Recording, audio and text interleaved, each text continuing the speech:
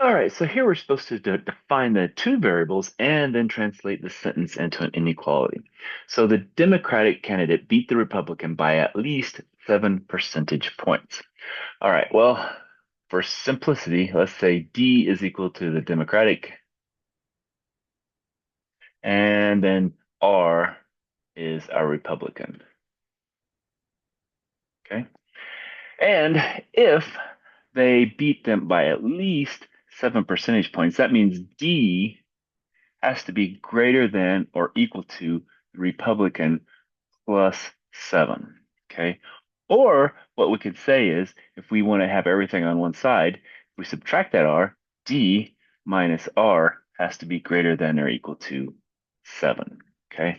And so either one of these will work if we kind of want it into the form like we saw before, AX plus BY, and then it's going to be whatever the inequality symbol is, and then C, then we could have something like that, and that would be a way to do it. And again, depends on which one's X, which one's Y, but again, this should work for us in this case. Okay. All right. Let's go and do some more. So we're supposed to graph each inequality subject to the non-negative restrictions. All right, so for this one, we say X and Y both have to be greater than equal to 0, as do the ones over here. So that's going to be our restrictions. And this is taking us into the next sections where we have solving some linear programming.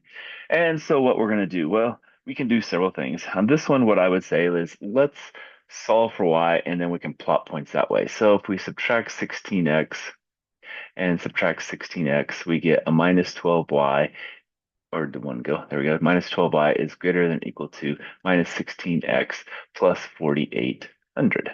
Now we're going to divide by negative 12. And we have to remember, again, y has to now be less than or equal to. And when we do that, 16 over 12, 4 goes into both of them, so that's going to be 4 over 3x. And that's going to be minus 12 goes in there. That's going to be a 400, it looks like. Okay. All right. So now what we have is we plot this. I don't want to have this really. So what we're going to say is somewhere down here is negative 400, and we're going to go up by 4, right? Up 4, right 3, and so on. And so in a general sense, it's going to look something like that. Okay. That's going to be our line. And again, because we have the equals to, it's going to be a solid line. Now, the last piece is this. So that's where we're going to shade. So we know it's going to be less than this line, so it's going to be everything below it. But in the last piece, it says it has to be above y being 0, and it has to be, x has to be greater than 0. So really, it's going to be in this region here. So if this kept going up, it would just keep going up, and that's going to be our region that's going to be kind of highlighted as far as the actual solution. Now, and if we didn't have those last two restrictions, then it's just going to be everything below that line, and it's fine. But again, because we have that restriction, it has to be up here. All right. What about the next one? Well, again, let's subtract 75x, subtract 75x. And when we do that, we're going to have a 25y is greater than a negative 75x minus 600 divided by 25. Now, this time it's a positive 25, so we don't have to switch our inequality. So y is going to have to be greater than, well, there's going to be a negative 3x, and then there's going to be 4 times that, so it's going to be 24, so minus 24. Now, we are going to have a graph that looks like the following.